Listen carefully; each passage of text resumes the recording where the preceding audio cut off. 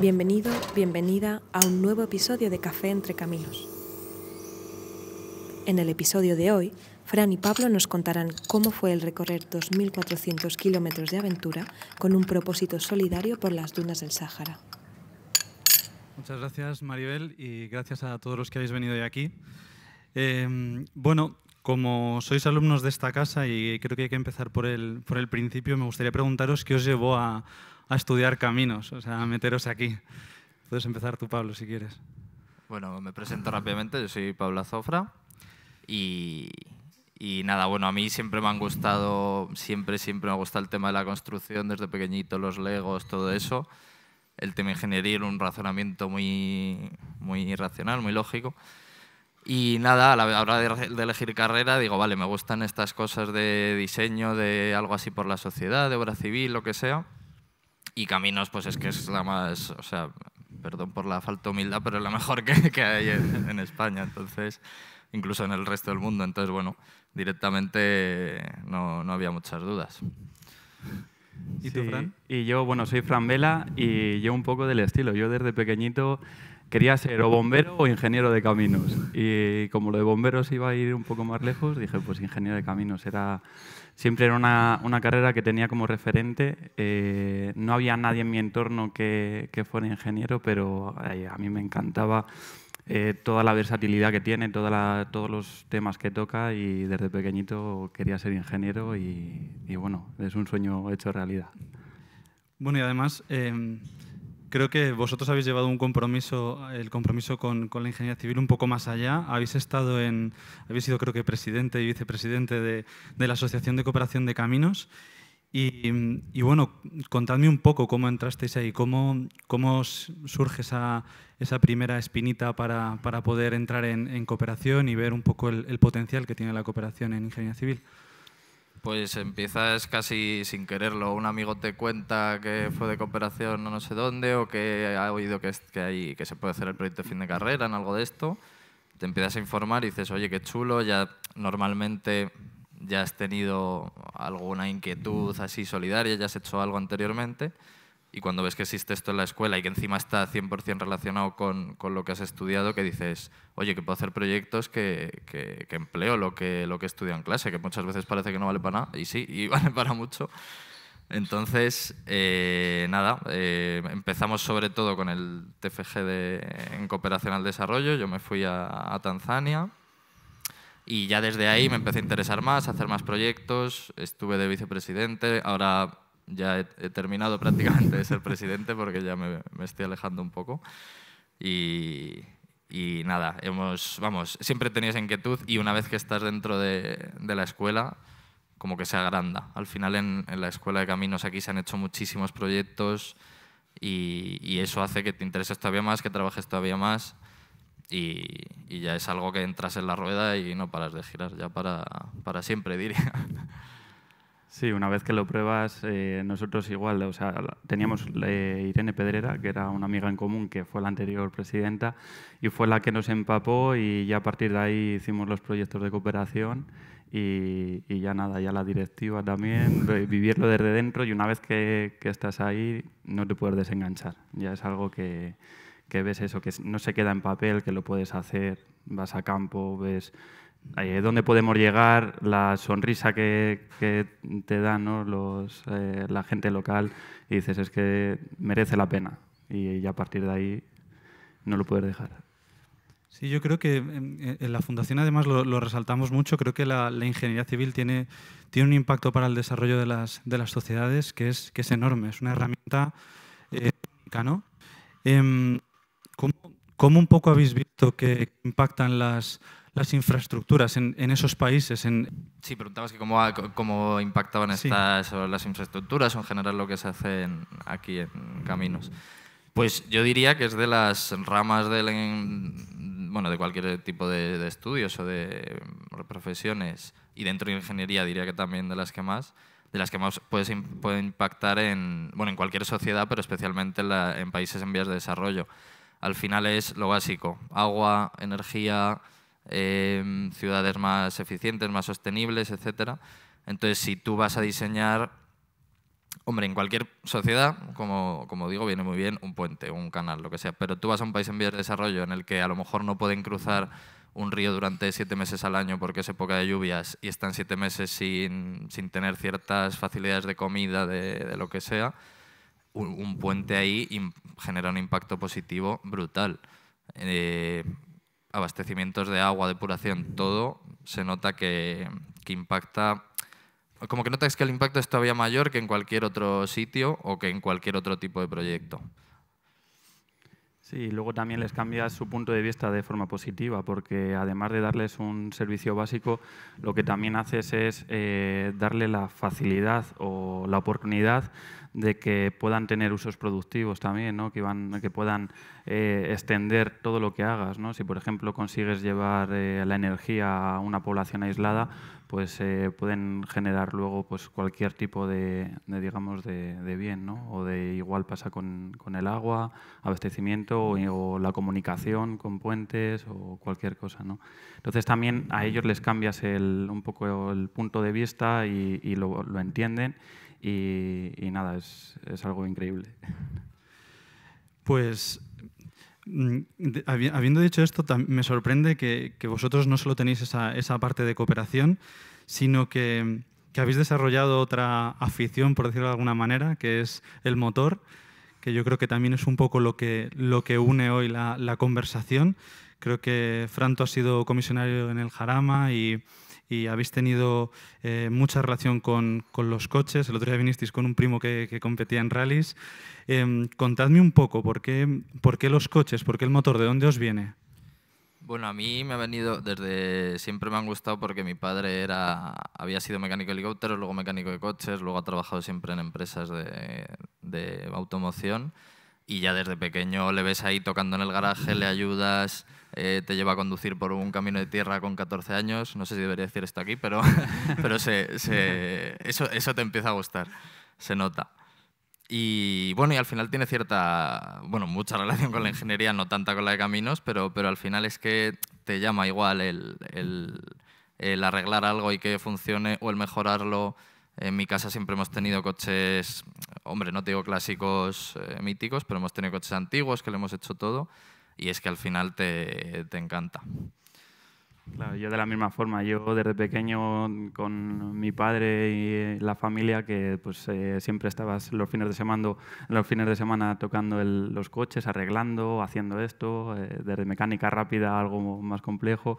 Y luego tengo la suerte de que un primo sí que toca el mundo de la competición desde cerca y antes éramos aficionados al mundo de la competición, íbamos prácticamente por toda España viendo los rallies y una vez que entró él, pues mucho más. Entonces, pues igual ya lo ves desde cerca y ya pues le das otro punto y lo entiendes de otra forma y luego cuando ves que salen las cosas, funcionan, también es una superación que gusta muchísimo y es una afición, una pasión. Sí. Pero bueno, vosotros no os habéis ido aquí a hacer un rally a España. O sea, habéis cogido 2 coches con más de 20 años, os habéis ido hasta Marruecos. Contadme un poco qué os lleva a emprender esa aventura.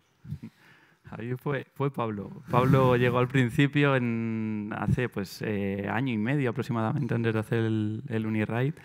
Que cogió y me mandó un anuncio y me dijo, Fran, ¿has visto esto? Es que mezcla todo, mezcla coches, mezcla cooperación, es aventura, es superación y ya le empezamos a dar una vuelta, teníamos bastante carga lectiva y dijimos, bueno, a lo mejor ahora mismo no es el momento, hay que ver, tenemos que evaluar un poco y al año o así nos lanzamos, compramos los 205 y ya ahí fue que dijimos, tenemos que intentar conseguirlo de una forma u otra. Y ya fue cuando nos pusimos también en contacto con la Fundación, José Enrique Canales Ibarra y bueno, también con la escuela, por supuesto. Y ya pues hasta que se entrelazaron todas las ideas.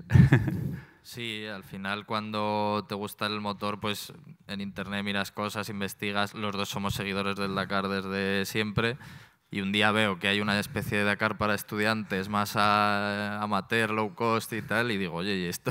Y que encima tiene un fin solidario, y digo, pues ya está, o sea, es que hay que intentarlo. Y ahí compramos los 2 coches de 35 años tenían, ahora tienen 36, creo.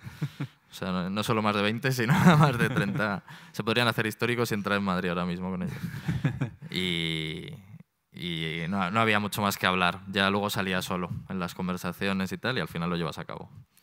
Pero bueno, además por lo que decís es como un proyecto muy completo. O sea, yo veo como varias fases, porque hay una fase que es, oye, primero tengo que preparar el coche, ¿vale? Luego, además, tengo que hacer el viaje hasta allí, tengo que cruzar el estrecho, recorrer todos los kilómetros creo que no son muchas etapas, y además llevas el material solidario, tienes que prepararlo, tienes que conseguirlo. En estas 4 fases vamos a intentar ver cada una de ellas porque creo que son muy interesantes. ¿Cómo es eso de preparar un coche, como dices tú, de 36 años para que aguante por lo menos toda esta tralla? Pues muy difícil porque todo el rato se te está pasando por la cabeza, esto se va a romper, no vas a terminar todo el tiempo y dinero invertido, al final vas a llevar una grúa en la segunda etapa y en grúa a España. Entonces todo el rato es una lucha mental de hay que hacerlo, hay que superar estas dificultades. Y una vez pasas esa barrera mental, muchísimo trabajo. Teníamos ahí los 2 coches en mi garaje, mi padre nos ayudaba alguna cosa, el padre de Fran también, cada uno tenía sus habilidades de soldar, porque claro, mucho trabajo, hay partes más sencillas de, vale, esto, no sé, cambiar unos rodamientos o tal, a un taller. Todo el tema de aceites, bombas de agua, mantenimientos del coche, todo lo hicimos nosotros en casa, pero es relativamente fácil. Pero luego había otras de fabrícate tú un cubrecárter, ponle tú un sensor de temperatura medio casero porque el coche no lo trae, ponle cómo haces para que el filtro no se obstruya, como todo el rato, problemillas y nada, a lo mejor es no pensar, ponerte a trabajar y rezar porque salga bien. Sí, era seleccionar, digamos, qué es lo más importante, por dónde tenemos que empezar, qué necesitamos para transformar este coche para ir al desierto. El motor, por ejemplo, no hace falta tocarle, pero sí que hay que levantarle un poco, que tenga más altura. Temas de temperatura también vamos a tener problemas, pues termostatos, tuvimos que poner el electroventilador también automático, es decir, que hay cosas que dices, ¿qué es lo más importante? ¿Qué puede hacernos más falta, ¿no? Que luego hay un problema cuando estás haciendo todas estas cosas, que es lo que dice Pablo, que siempre te surge la duda de ¿y esto? ¿Cómo no vamos a hacer esto? Esto hay que hacerlo. Es que esto como se rompa, es que... Y siempre hay donde tocar, ¿no? Pero un poco de esa forma, ir seleccionando lo más importante y viendo, pues, claro, por ejemplo, el desierto, pues ruedas también, ¿no? Pues las luces hacían falta, pues todo el sistema eléctrico, etcétera, ¿no? Ir seleccionando hacia lo menos importante. Y perdón que añado una cosa, que lo que dice Frank, que siempre se te ocurre y esto otro, y al final hubo 20 cosas que se quedaron sin hacer. Y ahí sí que rezas, pero de verdad, en plan, mira, ojalá no se rompa el coche por este lado y ya está. Y trabajo y fe, como decíamos. Sí. De hecho, hay una anécdota de cuando justo estábamos pintando los coches, porque no estaban como están ahora mismo, y los estábamos pintando y justo en la radio escuchamos un anuncio de imagínate que se te rompe el radiador de tu coche. Nos miramos y dijimos, no, tampoco hay... Las probabilidades de que se rompa el radiador no son muchas. Yo creo que hay otras cosas más importantes. Nada, venga, pues lo vamos a dejar así. Pues el día antes de salir a hacer Algeciras, se rompió el radiador. Esa noche ir a Leganés, encontramos un radiador de segunda mano, le compramos, le intentamos adaptar y fue como en plan de, joder, el anuncio que escuchamos hace un mes y medio. Porque has dicho, esa es otra, o sea, tienes que llevar primero el coche desde aquí hasta Marruecos. O sea, ¿eso cómo es? Porque también tienes un coche que está preparado para rally, con unas ruedas de rally y bueno, tienes que hacer bastantes kilómetros antes de competir. Claro, se ha comentado que eran 2.400 kilómetros, pero eso es solo la parte del rally. Toda la parte de Madrid-Algeciras y un tramo también en Marruecos por asfalto, en total suman 4.000 y pico kilómetros. Y bueno, ya por si el coche sufre, las ruedas tienes que poner unas mixtas especiales para rally ride, que van bien en campo, pero que no se desgastan demasiado en asfalto. Aún así lleva ruedas de repuesto, que esa era otra de las pegas de llevamos una, ¿y si llevamos dos? ¿Y si llevamos dos de asfalto y otra tal para el asfalto, luego las cambiamos? Bueno, hay formas de solucionar esos problemas. Y el peso. Luego, al final, esa es una de las dudas, tenemos coches que no tienen mucha potencia, no tienen muchos caballos y claro, íbamos a hacer muchos kilómetros por asfalto, en los que íbamos a ir a 90 a 100, en las subidas con suerte. y claro, todo el peso, y llevábamos muchísimos kilos de material solidario. Íbamos si ya la organización te ponía una cantidad, pues llevábamos más del doble. Saliendo de Madrid estaban rozando las suspensiones, que tuvimos que hacer un poco más de hueco. Y claro, todo eso era también un añadido, ¿no? De todos estos kilómetros en asfalto, cómo lo van a soportar los coches con ese peso añadido hasta que lleguemos allí y se lo dejemos a los camiones, porque luego sí que es verdad que la organización nos ayudaba y nos llevaban todo el material solidario en camiones, porque había muchísimo material de muchos equipos. Y bueno, era cómo se iba a comportar, ¿no? Desde aquí hasta Algeciras. Has dicho que, seguramente esto la gente no lo sepa, pero llevabais material solidario. Un poco contadnos, ¿cómo conseguisteis ese material solidario? ¿Qué llevabais en vuestro caso?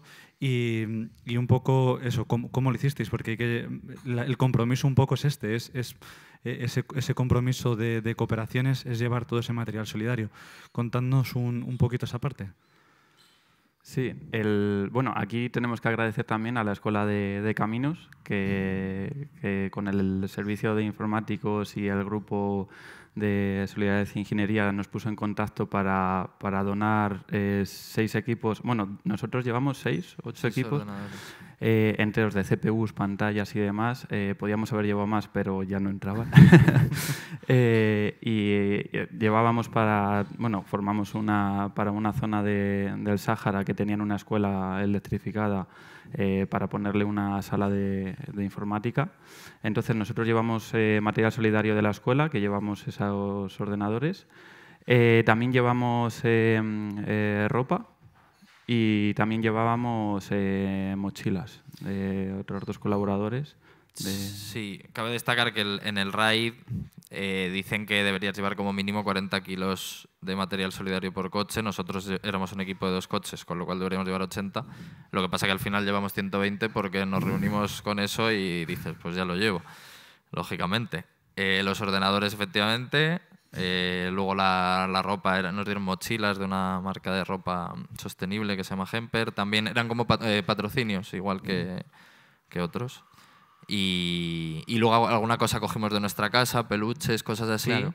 Porque aparte de donar, por ejemplo, los ordenadores que iban directos a una escuela que tenían un fin muy definido, luego llevamos nosotros cosas en el coche que cuando pasabas por aldeas pues le dabas a un niño una sudadera, un peluche y hacías también como un reparto de todo lo que podías a todas las personas que podías. Un vínculo con ellos. Y también un vínculo con todos los amigos, familiares que nos seguían en esta aventura y enseguida, ¿cómo podemos colaborar? ¿Qué podemos hacer? ¿Cómo tal? Y entonces era una parte de decir, bueno, pues venga, algo que pese poco, peluche, ropa o tal, que podamos llevarlo, y era una forma de, pues, también de hacerles partícipes de esta aventura.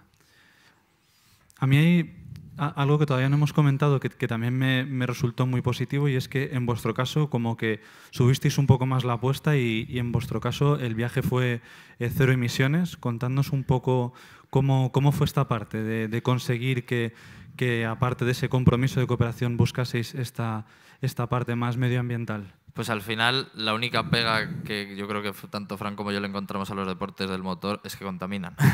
y en general estamos bastante comprometidos con el medio ambiente desde siempre. Entonces dijimos, vamos a intentar buscar un partner que, bueno, es imposible no contaminar, eso es inevitable, pero dices, sí que puedo hacer una compensación de huella de carbono bueno, en este caso conseguimos el patrocinio de Cabify. Y nada, ellos mediante un proyecto de reforestación, además aquí al lado en Ávila, compensaron los toneladas que íbamos a emitir de CO2 en el viaje. En la reforestación, sí. Fue algo también que estábamos buscando también, nosotros desde el primer momento también estábamos haciendo un ciclo, digamos, de todo lo que pusiéramos al coche, intentar que todo fuera de segunda mano también, hacer pues que todo fuera reacondicionado, reciclado, demás. Y aún así estábamos buscando algo así y encontramos a Cabify y ya entonces sumamos las dos cosas para intentar hacer un proyecto totalmente sostenible. Muy buena idea, la verdad. Metiéndonos ya un poco en harina, ¿cómo, o sea, para los que no tenemos ni idea de rallies, contadnos un poco cómo es ese rally, esas etapas, ese recorrer el desierto, el estar un poco solos, aunque va a ser con un grupo de más coches? Hay que vivirlo, yo creo que meta a meta, o sea, cada etapa llegar a la meta de intentar llegar, o sea, incluido desde el primer día antes de empezar el rally saliendo desde Madrid y llegar a Algeciras, pues ya, bueno, esa fue una de las metas más importantes que tuvimos, porque como se nos rompió el radiador y demás, pues bueno, justo esa mañana también se rompió la calefacción, tuvimos que anularla, que dijimos, bueno, para el desierto no hará falta, la anulamos, un problema menos, nevó. En el Atlas el último día no pudimos cruzarle de la nevada que había y 16 horas con muchísimo frío, pero anécdotas. Entonces, desde el primer día, pues esas típicas averías que luego al final nos las encontramos en cada etapa, pues el primer día era una muy importante porque el radiador, claro, si tenías problemas de temperatura sabías que ibas a romper el motor. Entonces, desde el primer día ya te decías, venga, llegar a Algeciras. Cuando vayamos a coger el ferry tenemos ahí un tiempo por si hay que soldar o tapar alguna junta e intentar reparar. Luego ya vamos a llegar a la caravana de seguridad en la que una vez que llegábamos al sur de Fez, que es por donde empezaban las etapas, porque una vez que llegabas a Tánger también tenías otra parte que ibas libre hasta llegar a la primera etapa que estaba por el sur de Fez y ya desde ahí sí que enganchaban tanto para recoger el material solidario que iban detrás de nosotros en una caravana de seguridad como que también tenían un equipo de mecánicos que nos podían dar soporte o por lo menos conseguir si se rompía un radiador o un alternador o cualquier cosa, ¿no? Entonces era como primero Algeciras, luego a contactar con los mecánicos por si nos hacen falta. Luego, ¿sabes? Y luego ya fue como, venga, pues ya estamos aquí, la primera etapa tenemos que terminarla. Era como día a día. Recalcar que no es un rally de velocidad, es un rally de resistencia, es decir, que no es a correr, es a terminarlo. O sea, claro. Es tan duro que la victoria es terminarlo. Se puntúan otras cosas como la navegación y demás porque no llevas un GPS, llevas un roadbook que se llama, que para los que no sepan lo que es como un cómic en el que te aparecen dibujitos de a 70 kilómetros ves un árbol pues por la derecha, a 100 metros una bifurcación por la izquierda y tienes que ir marcando los kilómetros, el rumbo norte, sur, noreste, lo que sea con los grados, mirándole todo esto a labor del copiloto mientras el piloto conduce. Claro. Entonces al final es muy duro, de etapas muy largas, de resistencia, de que aguante el coche, de que te aguante la cabeza, toda ese trabajo mental de navegación y demás. Entonces, lo que dice Fran es fraccionar objetivos, etapa a etapa, con calma. Aquí un poco lo de la liebre y la tortuga, ¿no? Mejor, aquí hay que ser la tortuga. O sea, los que veías que te pasaban muy rápido, luego resulta que se habían perdido y volvían a venir por detrás más tarde. Era así como lo típico del Dakar, ¿no? Aquí no sé si se puede apreciar, pero eran con estas aplicaciones, lo ponías en el coche y aquí te iba marcando la distancia parcial de un waypoint a otro, el rumbo, porque claro, aquí nada de GPS, nada, una brújula y navegación 100%. Qué curioso. Además, por lo que me habéis contado, ahora nos decís un poco cuántas etapas eran, pero creo que había alguna hasta nocturna, ¿no? Sí. Eran, bueno, contando con las etapas no bueno, eran como 8 o 9. Claro. Lo que pasa es que la primera y la última eran más tranquilas y había parte de asfalto y demás, y etapas de verdad eran 6. Justo. Y una doble maratón, ¿no? Había 6 etapas, pero dentro de esas 6 etapas, la tercera etapa era en 2 días. Fue justo cuando estábamos por la frontera de Argelia, sur de Sáhara, y estábamos justo en una zona en la que nosotros teníamos que hacer vivac. Nos daban en el roadbook de 1 kilómetro a otro y en esa franja podíamos parar a pernotar, ¿no? Entonces, esa etapa fue doble, de 2 días, era obligatoria la parada. Y esa se dobló, entonces eran 6 etapas, pero con esa doble, más luego la nocturna. Hubo un día por la noche, un día que llegabas pronto a la meta y decías, joder, qué bien, hoy voy a revisar bien el coche, tal, hoy voy a poder comer bien, tranquilo, tal, y a la media hora un hombre con un megáfono, en media hora, etapa nocturna. Y claro, todo el mundo, gasolina, a ver, presión de ruedas, tal. No, sin cenar ni nada. Eran 6 etapas, pero parecían 60, porque cada etapa de 100, 200, 300 kilómetros, la primera era la más dura, te metían por un montón de piedras y demás que decían, luego nos contaron que lo hacían aposta para descartar coches. En plan, el que no valga, la primera ya fuera, claro. Y nos lo quitamos. Sí. Y de hecho nosotros se nos rompió un poco el cubrecárter, que es el protector que va por debajo del motor, pero bueno, se arregló por la noche y nada, todas las etapas una aventura, una avería, otro día te llueve, otro día cancelan un tramo de la etapa porque está diluviando y tienes que ir por otro lado. La nocturna que te pierdes ahí con la navegación, pero bueno, en general se hacen. Tenían sus dificultades que también lo hacían más emocionante, ¿no? Que era, o sea, ellos mismos te lo decían, el primer día va a ser selectivo, no podéis llegar todos, es como una carrera universitaria. Luego, justo lo que dice Pablo, el día de la etapa nocturna, porque normalmente en cada etapa íbamos saliendo de forma progresiva, pero la etapa nocturna salíamos todos y teníamos distintos puntos de control. Entonces, claro, veías muchas luces en el desierto cruzándose y veías parar uno y decías, pues por allí está. Y dices, pero no, si yo tengo otro. Yo no... Entonces tenía sus dificultades, pero es lo que lo hace más especial. Y un poco, o sea, porque ibais 2 coches, 2 en cada coche, ¿cómo repartíais un poco la conducción? ¿Uno siempre era copiloto o os cambiabais? Contadnos un poco cómo hacéis esa parte, porque entiendo que para aguantar esta maratón de cansancio, ¿cómo un poco lo hacíais? Sí que dividimos prácticamente mitad y mitad conducción y copilotaje. Lo primero porque mola disfrutar las 2 cosas y también por cansancio, efectivamente, porque cansan de diferente manera. Entonces, bueno, cada etapa la hacíamos mitad y mitad conduciendo. A mitad de etapa en lo que parabas a descansar un poco o a echar gasolina cambiábamos. Y nada, muy difícil porque incluso el primer día a lo mejor llegamos a discutir de no, que era por ahí, que tienes que mirar mejor el roadbook, que no sé qué. Y de cuando tuvimos esa discusión dijimos, vale, cada uno a lo suyo a conducir, el otro al roadbook, y a partir de ahí, genial, empezamos a navegar genial, el que conducía pues con más cuidado, porque la clave era eso, centrarte en tu tarea, que era conducir o navegar. No era estar conduciendo, ¿seguro que vamos bien? No, cada uno a lo suyo y teniendo cada uno su rol bien definido, funciona todo mucho mejor. O sea, al final todos podemos cometer errores y al final si tú ibas conduciendo, ibas pendiente también de lo que estaba haciendo el copiloto, claro, al final cometías errores y dabas en el cubrecárter, dabas a lo mejor justo en una rueda pisabas mal alguna piedra y podía tener consecuencias negativas, ¿no?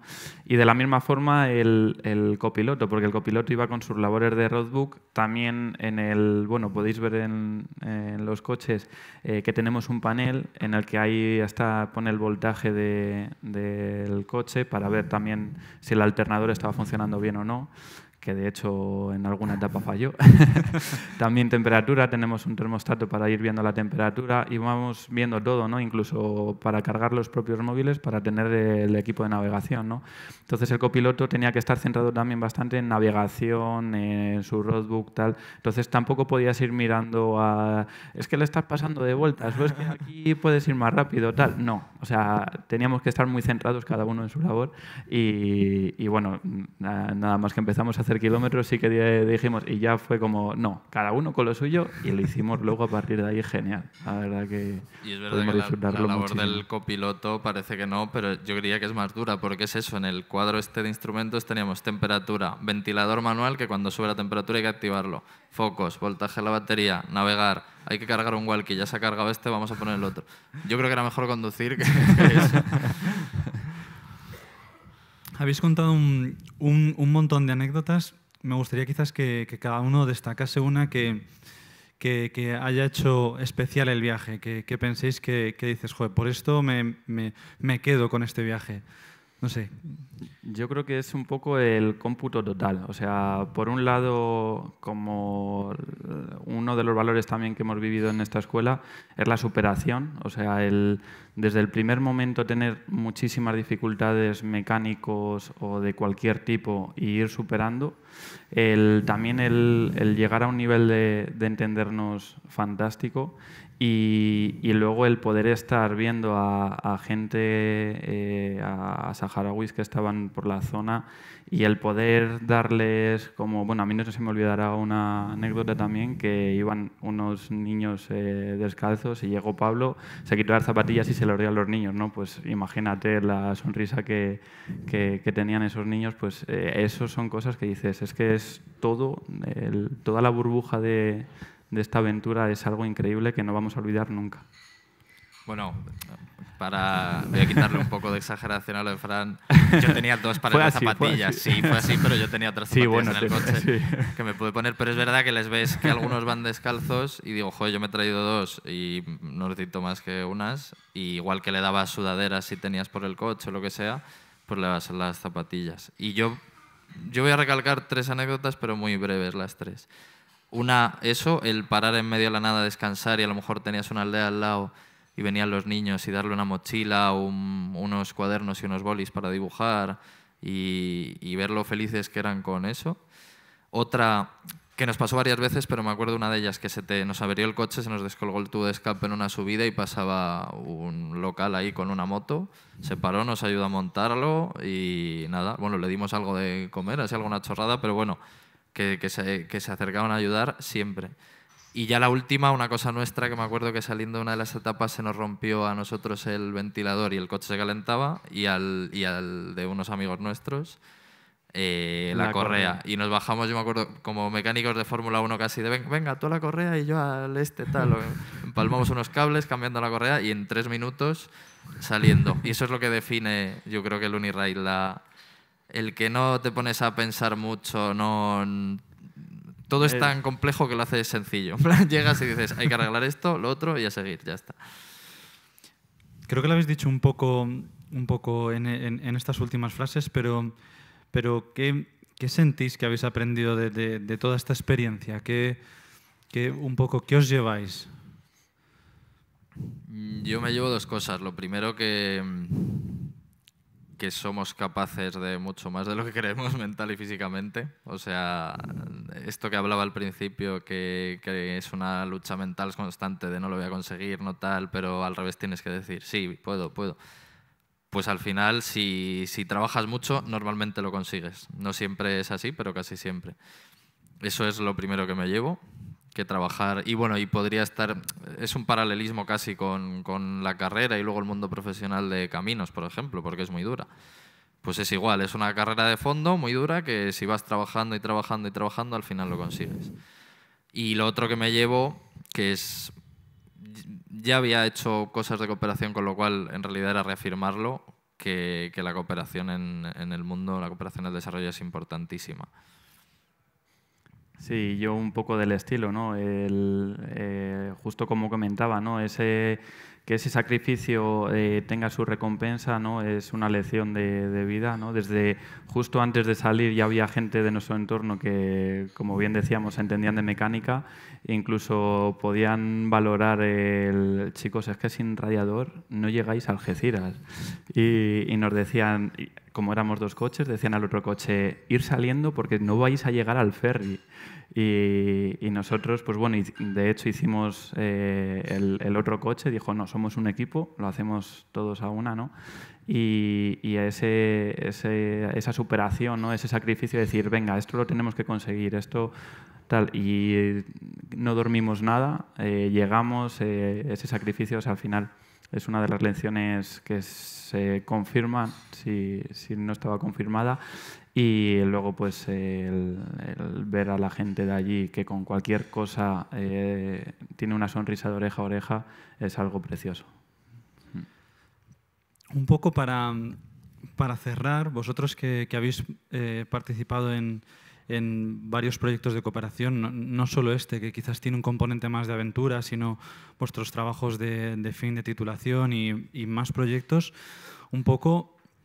¿qué le diríais a una persona que está pensando en hacer algo así, que quizás ve el reto como muy complicado o que tiene dudas? O sea, ¿qué le diríais para animarle a que se mueva y a que entre en cooperación? La forma fácil de decirlo es que lo haga, que no piense en todo lo malo y que solo piense en lo bueno que puede reportar, porque lo malo se supera. La respuesta larga sería que de verdad es algo que te hace, lo primero, que ayudas muchísimo a los demás, pero es que al final luego también te hace crecer muchísimo a ti como persona, en lo personal, en lo laboral, en todo. Entonces yo creo que es como aumentar muchísimo tu nivel de crecimiento y el de los demás con un trabajo que al final es duro, pero que es muy gratificante. Sí, yo lo primero que le preguntaría es ¿qué duda tienes? y luego le diría que, o sea, en primer lugar le diría que es una realidad. O sea, al final cuando estamos estudiando la carrera no tenemos la magnitud de saber lo que sabemos, ¿no? No tenemos la idea del conocimiento que podemos tener. Entonces, lo primero es que todo lo que estudias con un TFG o un TFM de cooperación lo puedes plasmar, ¿no? En la realidad. Entonces, además de plasmarlo, te vas a dar cuenta de que sabes muchísimo más de lo que crees. Y ahí yo creo que engancha con la cooperación, porque a lo mejor la gente que no haya tocado, que no conozca de cerca la cooperación, a lo mejor no sabe lo que es hasta que no lo hace. Entonces, una vez que ya de esa parte la has enganchado, digamos, o puedes convencerle por esa parte, digamos, profesional, va a llegar la parte personal, que va a ser el no conocía esto y es increíble y hay que vivirlo. Bueno, yo quería agradeceros porque creo que sois una inspiración, también porque creo que en esta casa necesitamos también gente joven que se implique en proyectos de estas características, que también inspire a los demás. Así que un poco para cerrar, solo agradeceros todo el esfuerzo que habéis puesto, tanto con la asociación, con el rally, con un poco esta capacidad de inspirar a los demás alumnos. Y no sé si las personas que aquí alguien quiere ahora en esta parte preguntar algo, si hay dudas sobre el proyecto, algo que se haya quedado.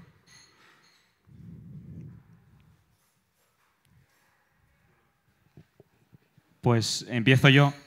Antes de nada, Fran, Pablo, muchísimas gracias. La verdad es que a mí me ha parecido muy chulo el veros explicar, o sea, veros la cara explicándolo. Los que oigan este podcast se van a perder una parte interesante, que es veros la cara de ilusión haciendo esto. Yo tengo dos preguntas. Una es referente, habéis mencionado brevemente pues, que erais 2 coches, que había un equipo, o sea, que dentro de cada coche había 2 personas, o sea, había un equipo. Habéis definido también que había como una especie de distribución de funciones, ¿no? O sea, al piloto y el navegante al navegante.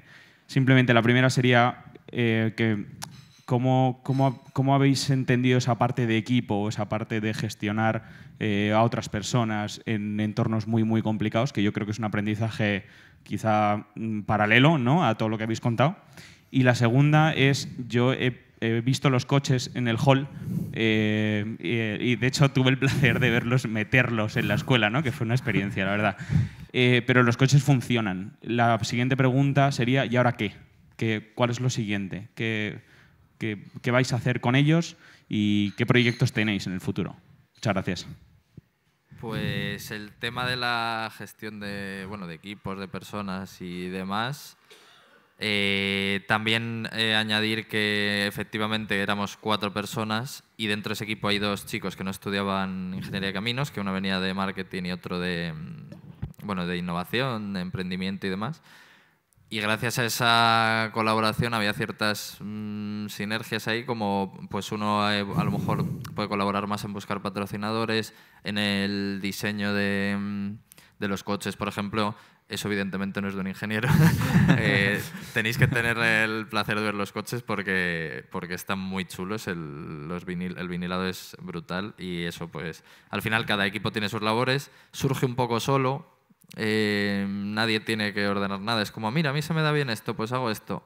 A mí se me daba a lo mejor un pelín mejor la mecánica, pues yo hacía un poquito cosas más de mecánica. Fran, que ha sido comisario del circuito del Jarama, de rallies y tal, pues él sabía más de temas de carrera, de hay que llevar extintor, hay que llevar esto de rescate, hay que llevar esto tal, las etapas van a ser tal.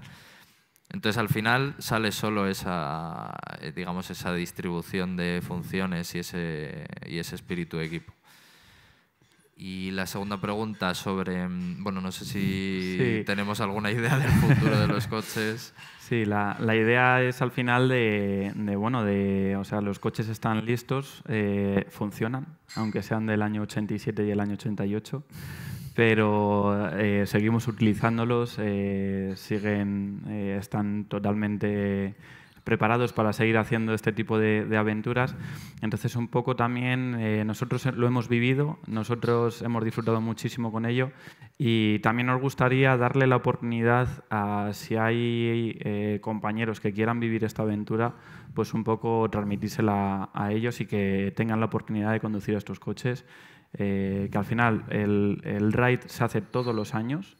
Y los coches están, ¿no? Sí es cierto que hay que hacer ciertos mantenimientos, o sea, el ride que hemos hecho, pues esos 2.400 kilómetros cronometrados de regularidad más los 4.000 total de ida y vuelta y tal, pues hay desgastes y bueno, es verdad que no están parados, que eso también hace mucho a los coches, pero sí que nos gustaría que le diéramos continuidad con nuevos equipos, nuevos compañeros. En realidad nos gustaría hacerlo nosotros e ir otro año y otro año y otro año. Pero bueno, al final los dos ya tenemos nuestro trabajo de 40 horas y ya es difícil sacar tiempo.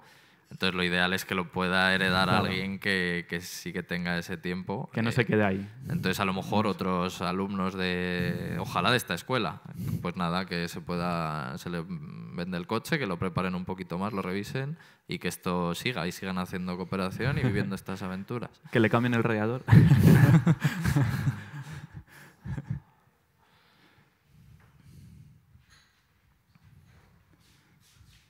Buenas, pues a mí me encanta estar aquí y lo que quiero pues, es manifestar de parte de las personas que os hemos visto crecer, tanto como alumnos como luego ya cooperantes, porque yo creo que vosotros ya sois cooperantes, pues eso, nuestra enhorabuena y nuestra alegría por ver dónde habéis llegado. Yo sí que doy fe de una cosa, que cuando vinisteis con esta idea, hicisteis un montón de reuniones, os pareció una idea realmente arriesgada y tal. Y luego cuando ya vimos al menos un coche, yo llegué a ver un coche ahí en el parking, la situación en la que estaba, pues también esa idea pues parecía aún más elevada, ¿no?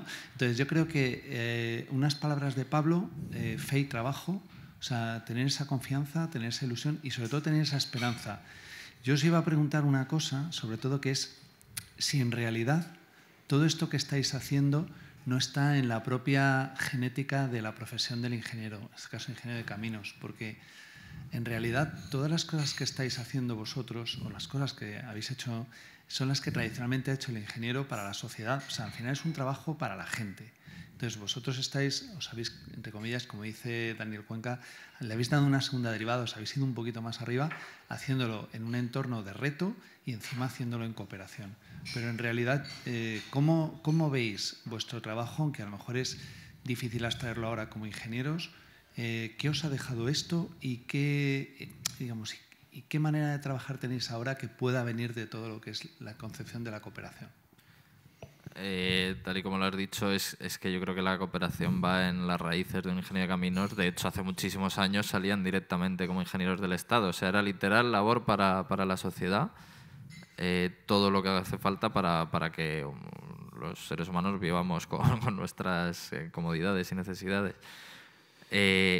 Ahora a lo mejor se gestiona de otra manera, hay empresas privadas, públicas, lo que sea, pero en esencia sigue siendo lo mismo y en la cooperación yo creo que es como volver todavía más a ese ingeniero de caminos primigenio, ¿no? de una relación súper directa de solucionar un problema básico. En la cooperación es que son problemas súper básicos de agua. Tú, por ejemplo, has hecho proyectos de temas de alumbrado para que tengan alumbrado en casa y pueda estudiar un niño que antes no podía estudiar por la tarde o por la noche porque se le hacía de noche. Entonces yo creo que la cooperación es la base. pues, cómo nació la ingeniería de caminos y cómo se mantiene, digamos. Sí, totalmente. Yo creo que hay dos profesiones que pueden ayudar mucho a la sociedad. Una es la medicina y la otra yo creo que es esta, nuestra ingeniería. La ingeniería de caminos, canales y puertos al final es la que puede dar solución a todas las necesidades básicas que en estos países en vías de desarrollo es lo que necesitan. Y además tenemos la capacidad de no solo ayudarles con el problema, sino también concienciarles para que puedan ver un poco más allá, ¿no? Como decíamos antes, con algún uso productivo después o demás. Entonces, yo sí que estuve por la parte de energía.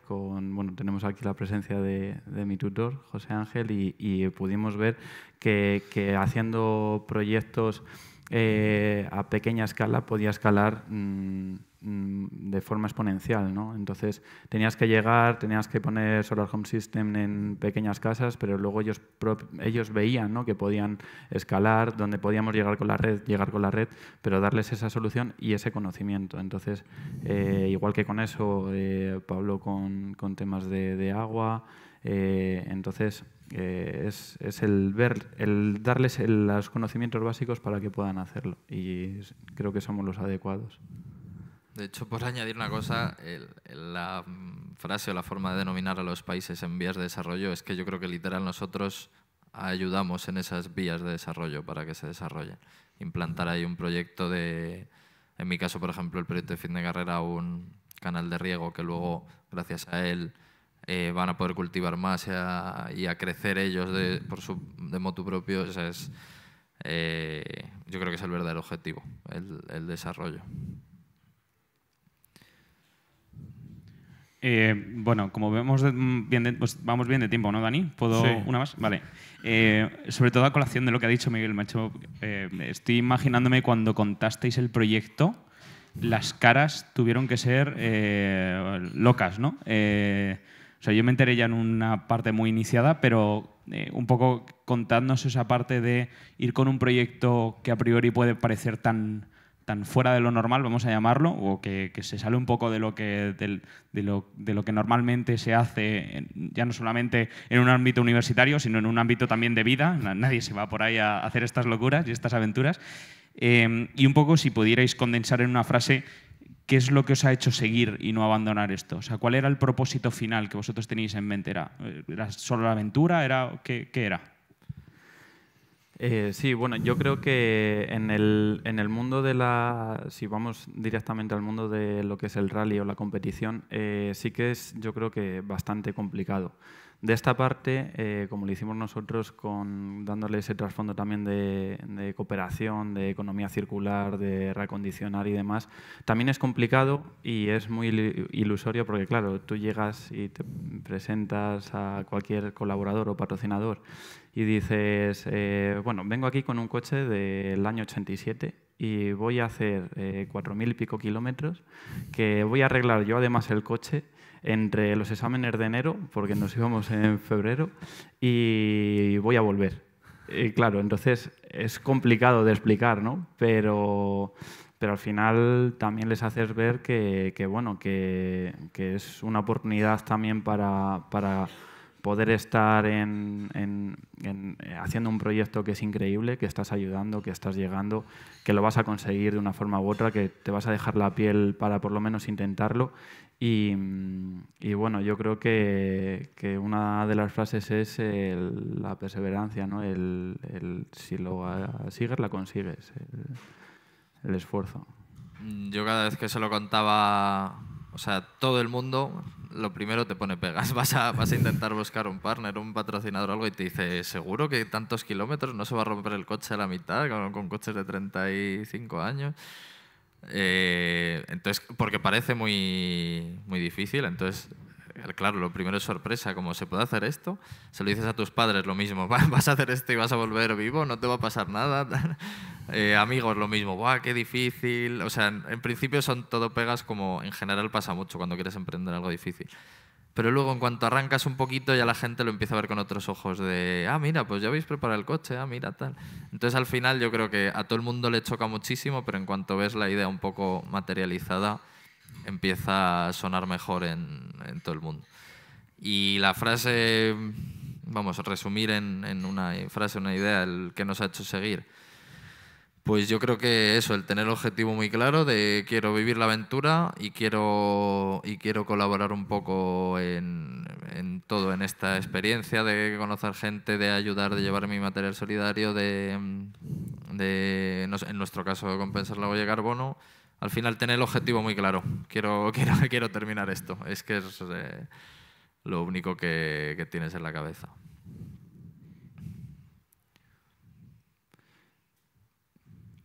Bueno, pues como creo que no hay más preguntas, terminamos aquí. Gracias otra vez por estar aquí escuchando esta charla y gracias a Pablo y a Fran por esta inspiración y por estos proyectos tan chulos que habéis hecho en vuestra vida.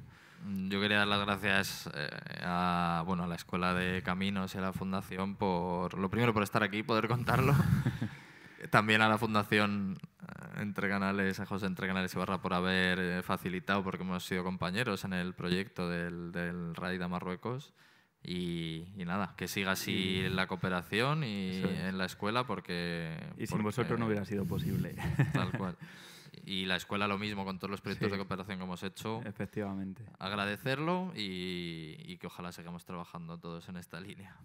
Muchas gracias. Muchas gracias. Gracias. Gracias.